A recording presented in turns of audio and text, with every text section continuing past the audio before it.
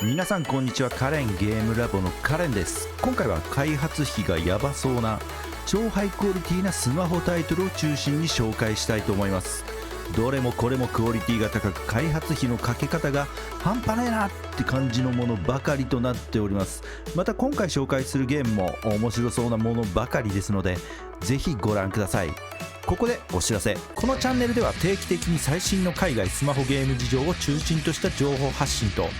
その中でも話題性の高いタイトルをピックアップタイトルとして連載配信しております。ぜひチャンネル登録よろしくお願いします。それでは見てまいりましょう。一つ目の作品、ナカラブレイドポイントモバイル。開発は24エンターテインメント、ネットイスゲームグローバルよりリリース予定で、こちらのタイトル2021年に Windows 用で発売されたアクションアドベンチャーバトルロイヤルゲーム、ナカラブレイブポイントのモバイルタイトル。 PC 版は好評で、簡単な操作で誰でも気軽にド派手な剣撃アクションが楽しめることなどから、2021年8月12日のリリースからわずか3ヶ月で Steam での累計販売本数が600万本を突破。権威あるゲームアワード、ゴールデンジョイスティックアワードのベストマルチプレイゲーム2021にノミネートされました。発売直後から高い同時接続数を誇り、9月にはピーク同時接続数16万924人を記録。その後もユーザーベースをキープしており、1日のピークタイムには6から8万人程度のプレイヤーが接続しているとのことで、かなり盛り上がりを見せている作品。モバイル版では高画質なグラフィックはそのままに、操作性を最適化しリリース予定となっております。このゲームの特徴としては、バトロワで定着している重火器メインのものではなく、近接攻撃に対する重きが高く、近接武器の攻撃から派生した3すくみと遠距離武器の組み合わせや高速で場所を移動できる鍵縄のアクションなどが楽しめる内容。特にこの3すくみというのが重要な駆け引きの要素となっていて、防御もカウンターもできない通常攻撃を受けてもひるまずに攻撃を続けることができる交代攻撃、そしてタイミングよく繰り出せば交代攻撃をそらし武器を奪うことすら可能。これすごいですね。武器を奪うことすら可能というのが。通常攻撃には弱い崩しの構えの3つが用意されている。通常攻撃のコンボは最後に必ずカウンター可能なため攻撃となるので、経験を積んだプレイヤーなら攻撃ボタンを連打するような見え見えの戦い方をする敵に、コンボの最後のタイミングを見計らって強烈な反撃を加えられる。スイッチでリリースされている忍者らをやられている方ならイメージしやすいかなと思います。ルールは馴染みのある内容で、試合は最大60人による大人数対戦形式で、ほとんどの伝統的なバトロワと同じく、マップ上のどこかに放り出されたプレイヤーとチームメイトはまず敵プレイヤーとの戦闘に備えて、より良い装備品を探し求めることから始まります。これね、よくあるパターンですよね。戦場は一定時間ごとに行動範囲は制限されていく。戦場で入手できるアイテムには武器や防具、消費アイテムの他に特殊なものもあり、強力な特殊攻撃を可能にすることなど、一気に試合の形勢を変えてしまえるようなレアアイテムなども存在しているようです。これだけ見てると本当忍者らって感じがしますね。全然違うんだろうけど、各プレイヤーは最後の1チームになるまで生き残りを目指して戦う。また剣撃アクションということで、日本の武者などをイメージしたキャラも登場し、最近だとこの PC 版では織田信長をモチーフとしたキャラが出ており、今後そういった日本の武将も数多く出てくるのかなといった感じなんでしょうか。かなり人気もあるタイトルなので、モバイル版がリリースされればさらに盛り上がりが出そうな感じですかね。続いて2作品目はアレイス・レイズ・オブ・ガーディアン。開発は全世界で累計1億ダウンロードを記録したスマホゲーム、ダークアベンジャーシリーズを手掛けたセカンドダイブ。本作はセカンドダイブが得意とするアクション RPG の開発ノウハウをベースに開発が進められているとのことです。ジャンルは MMORPG で、世界観は近未来 SF、PV を見る限りだと、地球がかなり侵略されてるんで、ディストピアって感じで破壊の限りを尽くす敵に対し、独特な武器と装備を用いて抵抗しているのが伺えるかなといった感じです。その中でもこのゲームの特徴はさまざまな能力を持ったボディスーツを装備することで能力を切り替えながら戦略的に敵を攻略することが可能という感じです。また開発者さんのインタビューでは地上だけではなく空中での戦闘もあるようです。実際どんなゲームなのかっていうのはちょっとこれだけでは分かんないんですけど、内容を見てる感じだと面白そうですよね。このスーツの種類も結構多くてかなりねかっこいいですよね。本作は2022年内にサービス開始を目指しているということで、今後新情報が出ましたらまた改めて紹介したいと思います。続いて3作品目はヒット2。開発はネットゲームスでネクソンよりリリース予定。ジャンルは MMORPG で世界観はファンタジー。過去に出ているヒットの後日談を描いた作品とのことです。ヒットをね知らない方ってそんなにいないのかなと思ったりはするんですが、このヒットというゲームは2016年ナットゲームスが配信した人気モバイルタイトル、累計2500万ダウンロードを記録。またコリアゲームアワードの受賞など韓国その他の世界市場で優秀な功績を収めた作品。僕自身このヒットっていうゲームは当時遊んでたんですが、結構アクションしていて楽しかった印象です。日本ではねこの手の洋芸ビジュアルに抵抗ある人も多いので、名前は聞いたことあっても遊んだことないって方も多いんではないでしょうか。で本作ヒット2は特有のスタイリッシュなアクションを自由度の高い MMO 環境に落とし込んだゲームとのことです。ユーザーは王になるために成長する過程で領地を奪い合う大規模なバトルが楽しめるといったコンテンツも用意されていることで、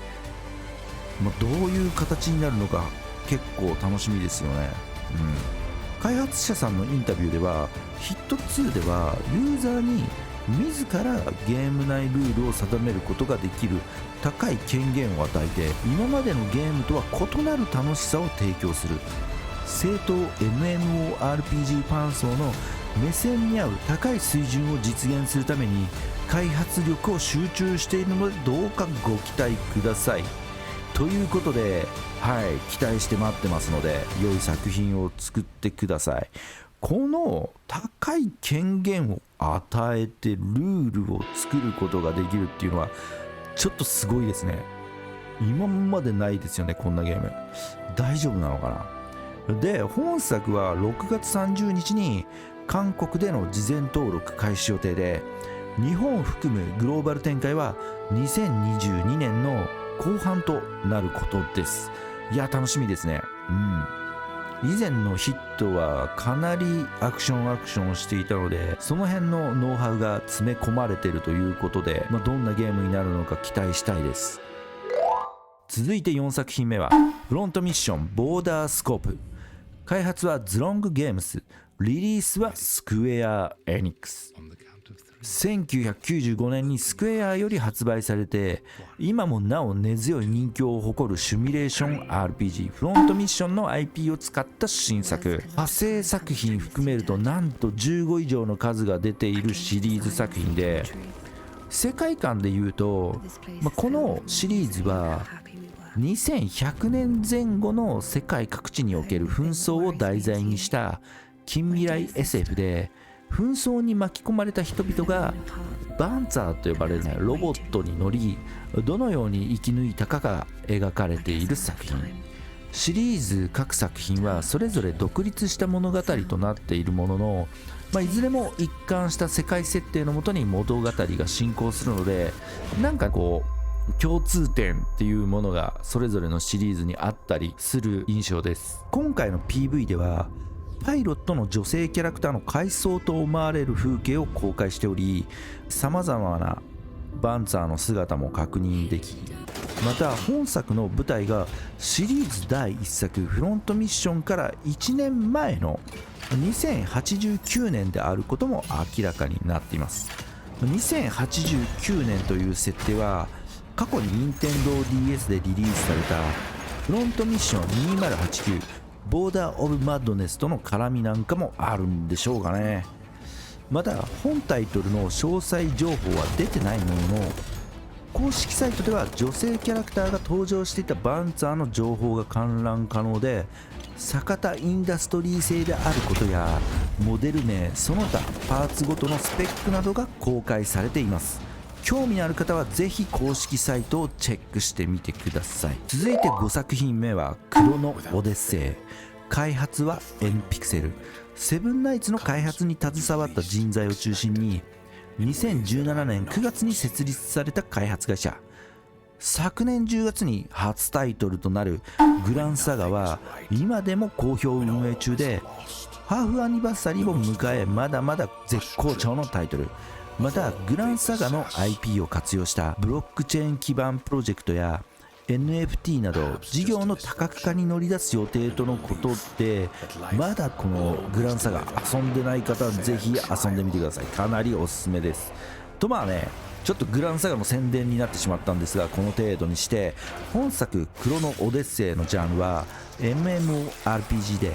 世界観は時間と空間を題材にしたエピックファンタジーとのことです。特殊組織イドリギンのメンバーが12人の神に対抗し巨大な戦争を繰り広げる物語で、プレイヤーは映画を彷彿とさせるストーリーや世界観、リアルなグラフィックの膨大なワールドを体験でき、新しいジョブシステムや時空間を超越するさまざまなワールド、空間を行き来するランダムダンジョン、さらに大規模 RVR コンテンツなど高い戦略性と優れた操作感のバトルアクションを楽しむことができるとのことです。 PV のバトルシーンを見て分かるようにかなりハイクオリティな作品だと想定できますよね。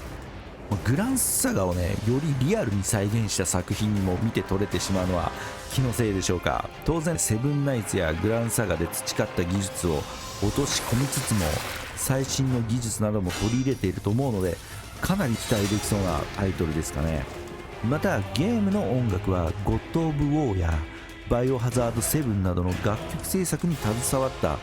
クリス・ベラルコ氏が担当するということで、楽曲にもかなり力を入れている作品。個人的にグランサガはスマホゲームとしてよくできているかなといった印象なので、かなりこのゲームも期待値が高いです。ゲームクオリティしかりストーリーしかり、さらに UI やローカライズといったところも丁寧にされているので、本タイトルもスマホでできる本格 MMORPG として一部のユーザーには刺さりそうな気がします。洋芸ライクなものなので日本で流行るか微妙なんですが、ぜひ興味のある方はプレイしてみてはいかがでしょうか。2020年頃から企画開発が始まっていると思うので、そろそろ CPT などあっても良いのかなといった感じです。はい、ということで今回は開発費だてじゃない超ハイクオリティなスマホタイトルを紹介してまいりましたが、いかがでしょうか。かなりクオリティやばいですね。ここまでの開発費をかけてスマホゲームを出せる会社さんって日本だとそうそうないと思うんですよ。